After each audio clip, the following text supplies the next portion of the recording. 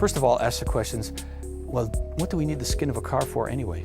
What's it there for? Does it have to be made out of metal? Do we have to make it always in the same manner? Or is it there for different purposes than we thought? In reality, the aspects of crash and stiffness and ride handling can be handled in a space frame type vehicle entirely without the skin.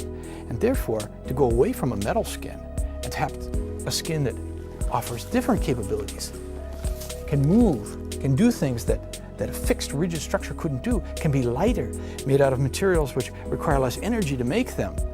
That's something that the GINA Light model brings as a question.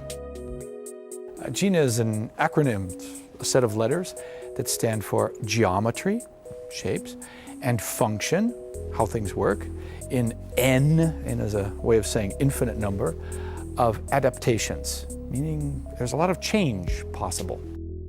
This started a whole chain of ideas within the company here that GINA became not just a model that became a shape or just about cloth as a skin. It became about a thinking process, a philosophy that said, let's do things differently. Let's let materials talk in a different manner. And let's let tooling be a different issue instead of just the way to give us form. Well, one nice thing about GINA is the materials kind of lead the way. It doesn't take very much and you get an idea exactly what this car is going to be like.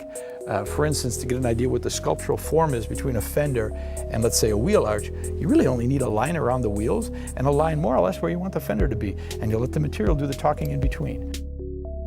And then just like you would if you were getting a suit made, you made the first mock-up, you made the first forms and patterns, you sewed it up, you tried it out, made another one a little bit closer, and when you finally got the final one, zip, you put it on. It takes about 2 hours to put the skin on this car.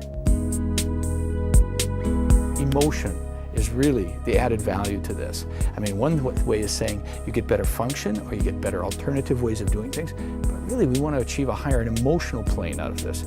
And then finally, and I think this is to me one of the most importantly, and that is the level of humanistic content that we can bring with GINA in. GINA should be about the human in the loop, the human way of doing things.